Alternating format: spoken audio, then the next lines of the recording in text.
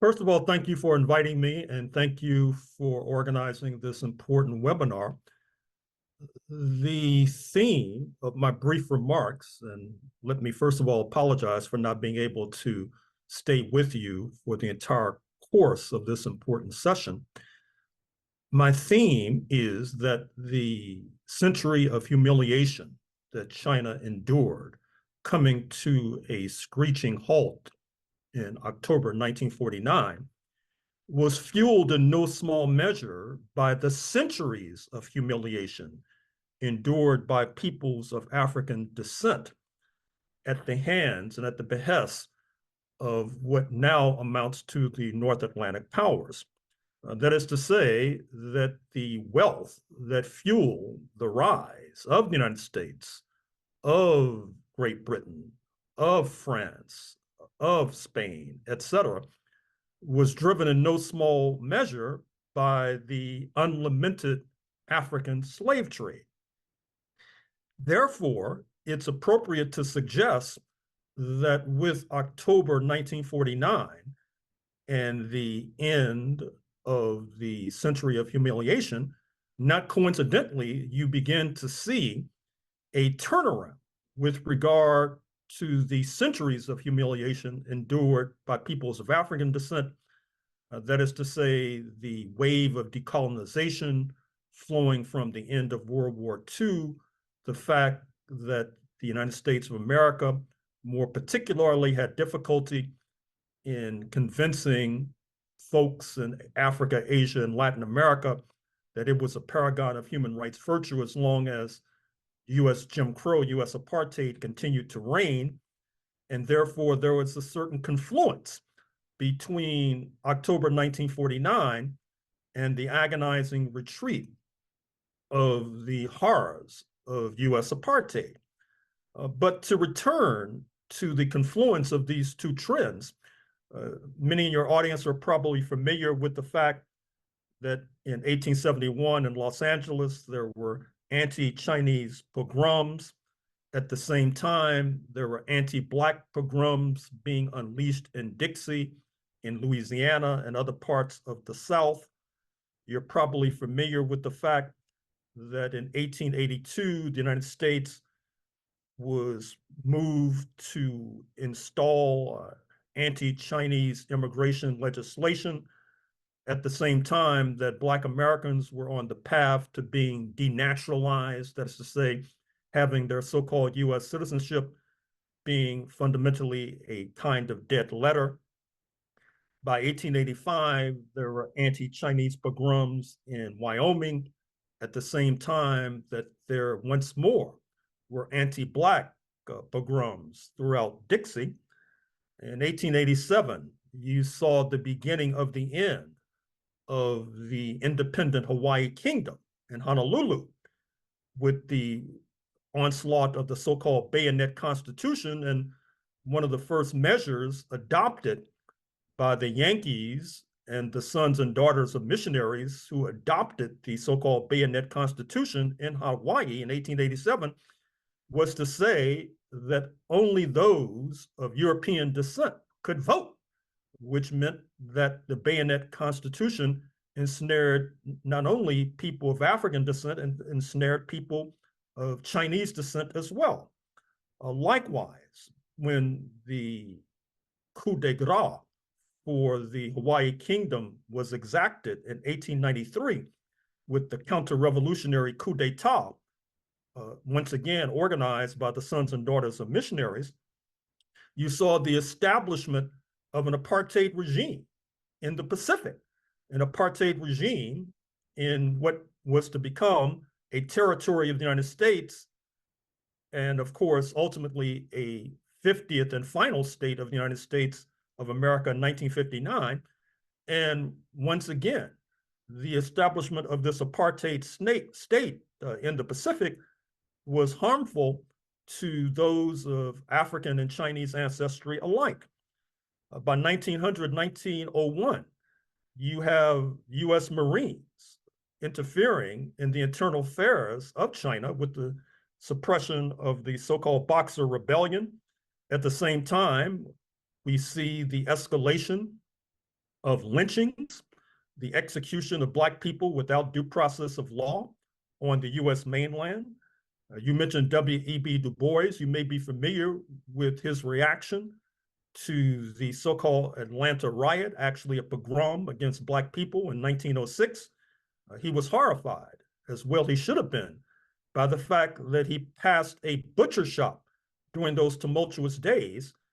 And like so many shanks of beef, there were hanging the limbs of Black people in a butcher shop. But of course, to fast forward, we also know, as I indicated a moment or two ago, that with the triumph of the Chinese Revolution, October 1949, you saw a kind of hysteria that courses through the United States of America as embodied in the Red Scare and the escalation of the Cold War, the escalation of McCarthyism. We see that the United States from 1950 to 1953 waged war on the Korean Peninsula, which brought US and Chinese troops into confrontation. And at the same time, during that period, the aforementioned Paul Robeson was seeking to bring the United States into the dock before the United Nations, charging the United States with genocide against Black people. This was an electrifying maneuver by Mr. Robeson and his comrades in the Civil Rights Congress and in the US Communist Party. But alas, they had to pay a price for their audacity, with his main comrade, William Patterson, serving a stint in prison, and Mr. Robeson having his passport snatched and placed under a kind of virtual house arrest by the angry and anguished US authorities. Today, of course, we are in the midst of another so-called confrontation across the Pacific between the United States and China. You're probably familiar with this new conglomeration of forces, the Quad, the Squad, AUKUS, that is to say, the United States, Japan, South Korea, Australia, Philippines, etc., lining up to confront the People's Republic of China. And at the same time, on these shores, you have an escalation of hate crimes against people not only of Chinese ancestry, but of Asian ancestry more generally. And at the same time, the hate crimes against Black people have not ceased to exist, as exhibited by what befell George Floyd in Minnesota a few odd years ago. We also see that there is a bit of good news amongst the gloom and doom. That is to say that the Chinese economy, by many measures, is larger than that of the United States economy. We see China making great strides with regard to green energy, with regard to quantum computing, with regard to space exploration, with regard to knocking together, along with its allies and comrades, the alternative to the group of seven led by the United States. I'm speaking of the BRICS, Brazil, Russia, India, China, South Africa, complemented by the Shanghai Cooperation Organization. Simultaneously, it's going to be difficult, although not altogether impossible, I should add, for the United States to pursue Cold War II, given the fact that France and Germany are not on board, as exemplified by President Xi's trip to France just a few days ago, the trip to China of Chancellor Scholz with a plane load of German businessmen just a few weeks ago.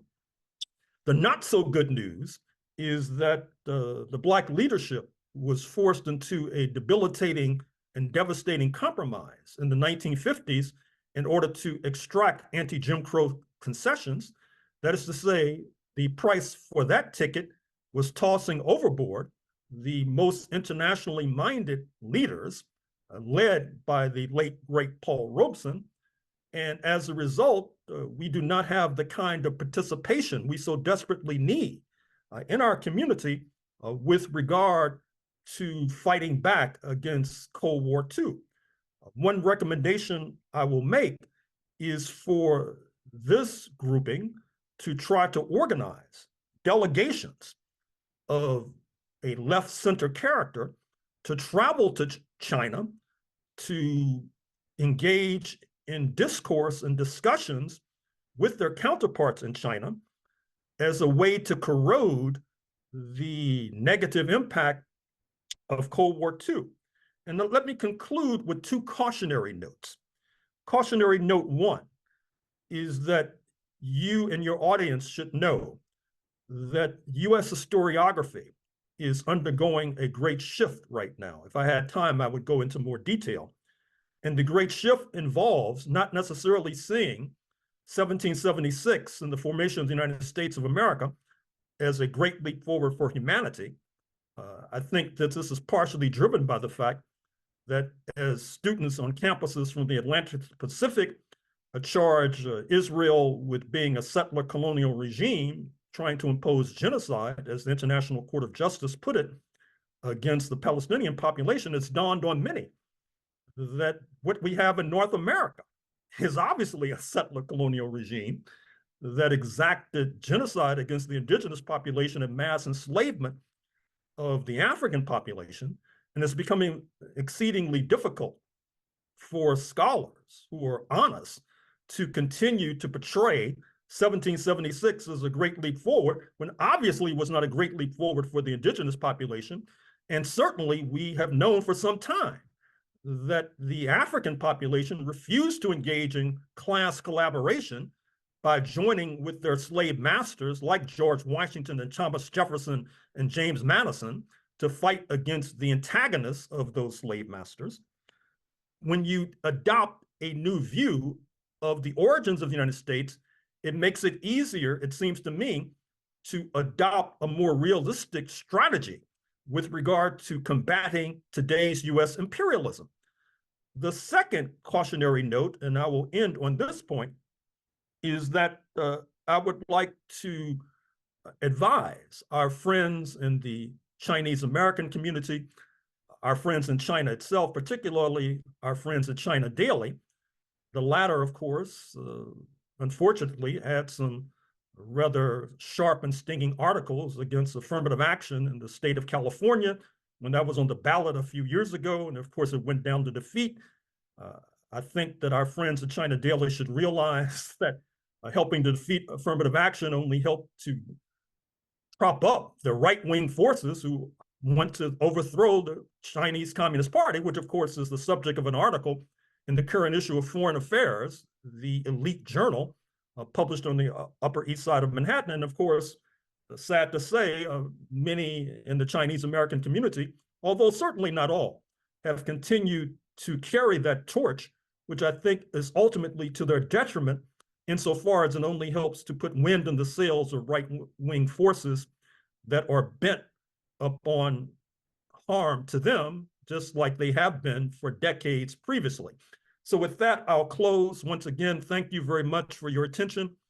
And sadly, I will not be around to hear the other brilliant presentations that are about to be made. I'm Michael Hudson. I'm appearing here for the International Manifesto Group. If you like this video and ones like it, please subscribe. For more information, go to the address on the screen.